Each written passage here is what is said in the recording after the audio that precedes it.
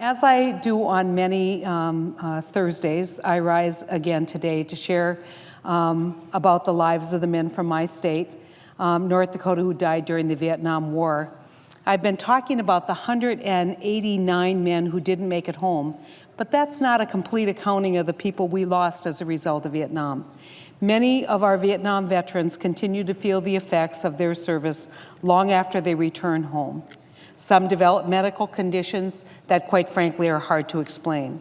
I've worked with a number of these men, many who became my friend, and one who is very special to me, a veteran by the name of Bill Brower, who was the former director of the North Dakota Bureau of Criminal Investigation. Bill started his work in law enforcement as a security policeman in the U.S. Air Force. And during the Vietnam War, Bill was stationed at a base that supported aircraft that used Agent Orange in their campaigns. Bill died in 2002 at the age of 53 from non-Hodgkin's lymphoma. In 1989, Bill was appointed director of the Bureau of Criminal Investigation and was an outstanding law enforcement official. He was awarded the Attorney General's Meritorious Service Award in 1991 and the North Dakota Peace Officers' highest award, the Lone Eagle Award, in 1996. Bill worked hard for North Dakota law enforcement, both at his desk in our office and during his free time. He started a bowling tournament to bring people together involved in law enforcement across our state so they could get to know each other and begin to work together. And it was an environment that took them away from their official duties. That tournament is now in its 30th year. Bill also was instrumental in creating the Peace Officer Memorial that stands on the Capitol grounds today, recognizing that those who serve in our law enforcement also take that risk every day that so many of our servicemen do in protection of our people. But I want to say something more than that about Bill. I'm quite certain I probably would not be Attorney General.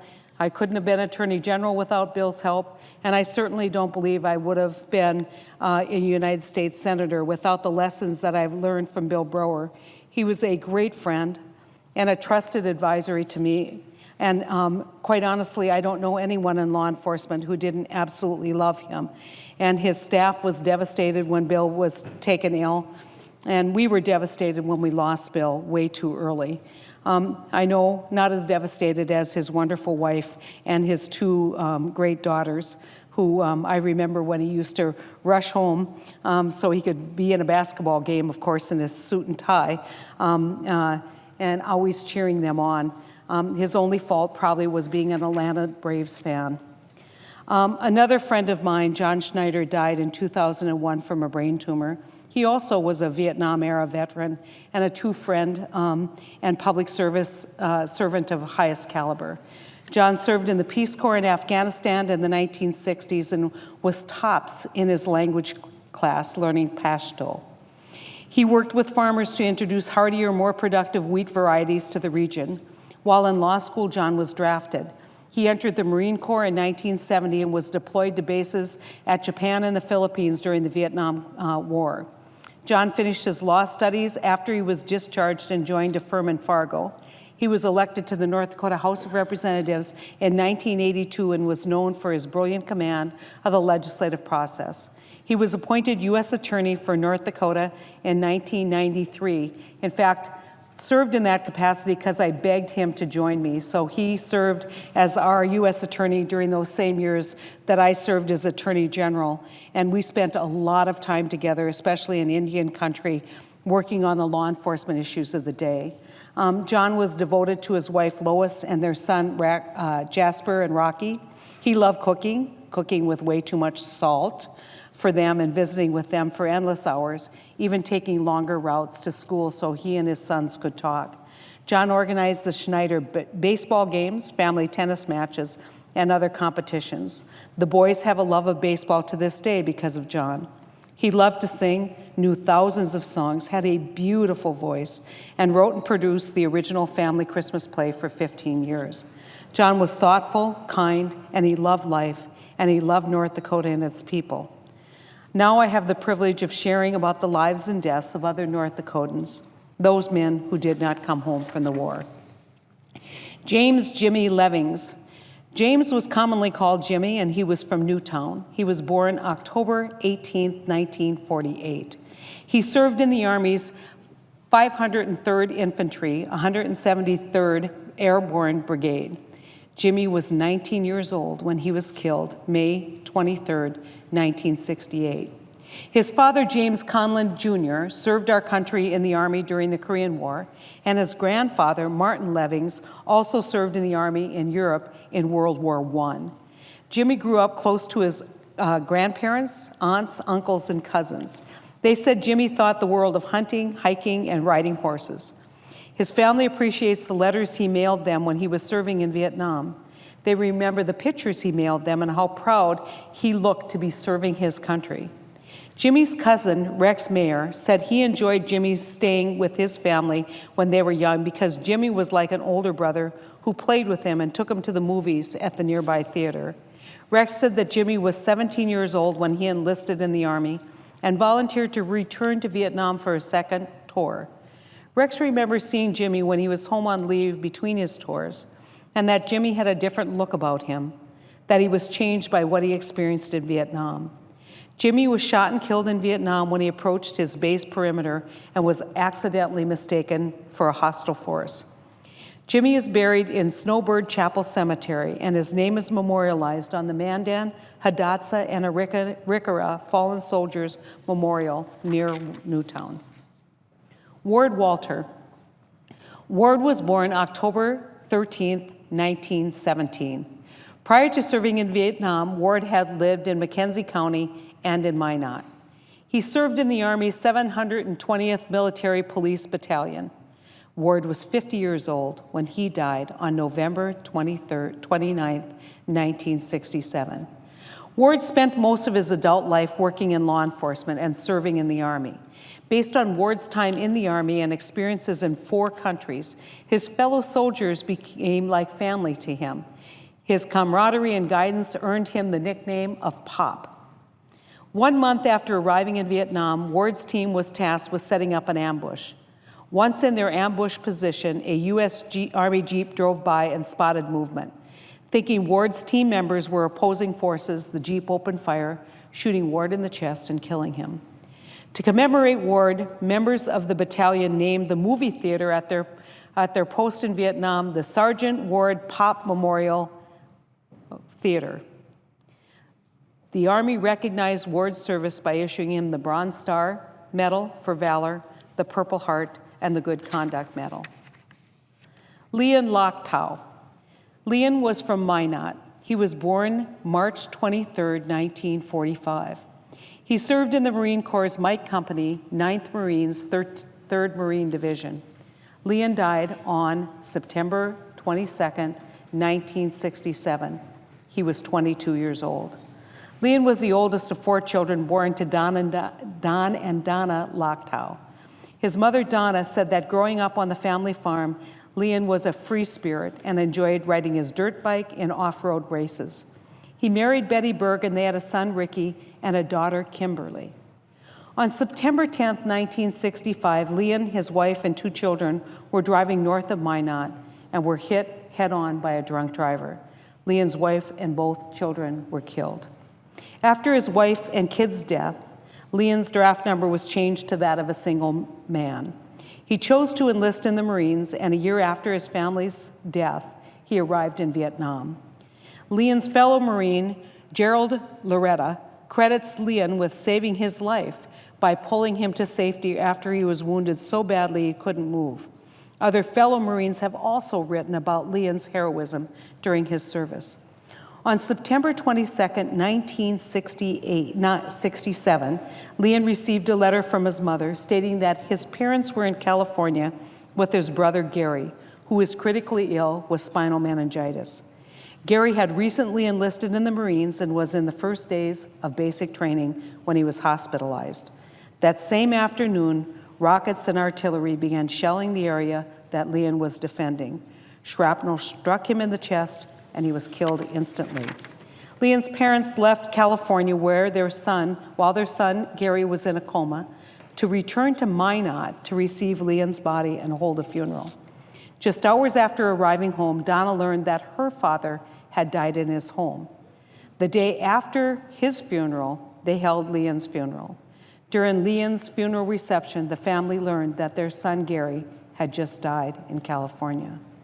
This is a family that had held 3 funerals for the men they love in just 1 week. Robert Bobby's story. Bobby was from Grand Forks and was born July 22nd, 1946.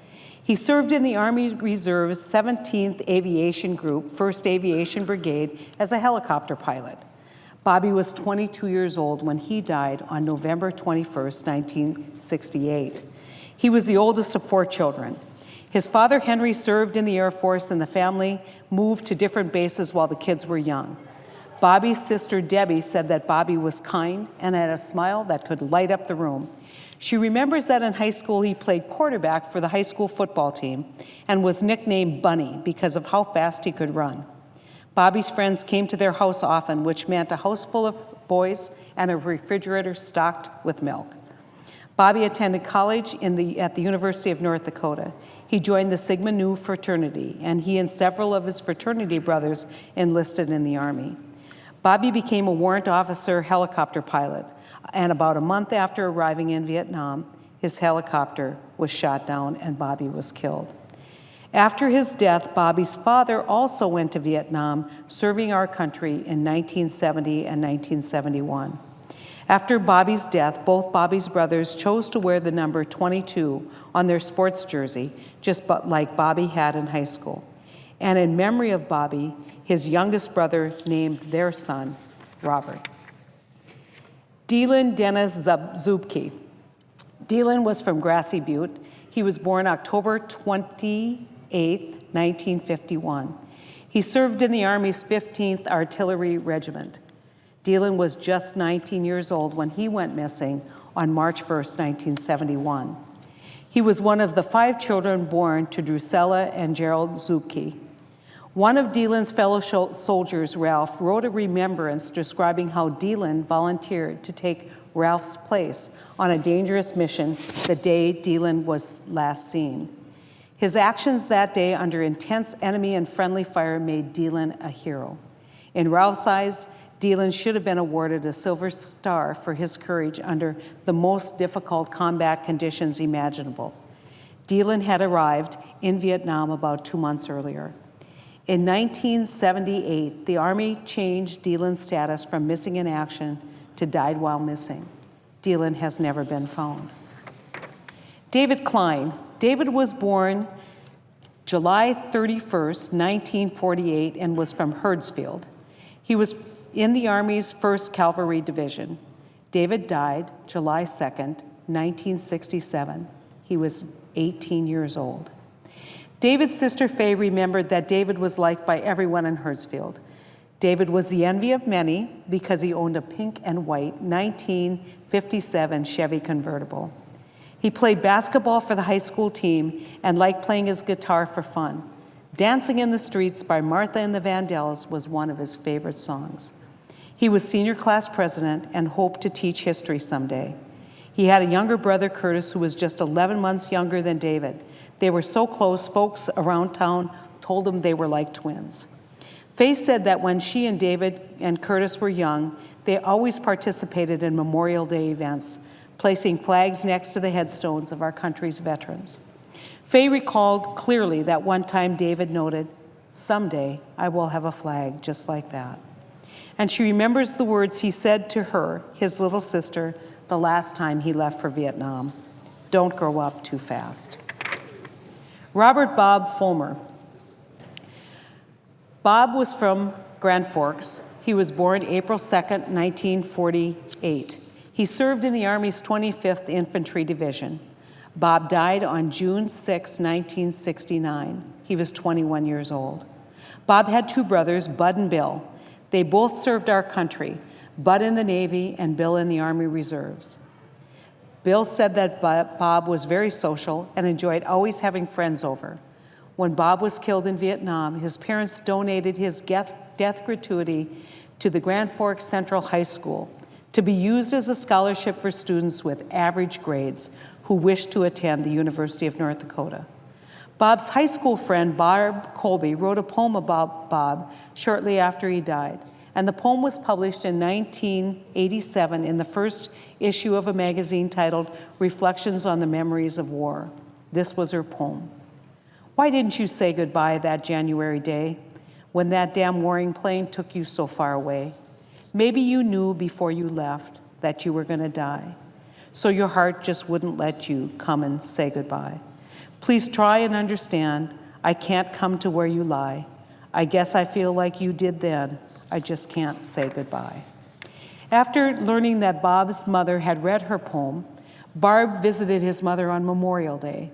After their visit, Barb wrote a letter to the editor of the magazine describing how she and Bob's mother reminisced about Bob's life, and the people who have contacted his mother since his death, describing the ways that they have touched his mother's heart. Talking with Bob's mother and seeing her laughter, strength, and warmth made Barb realize 17 years later that her poem was not finished.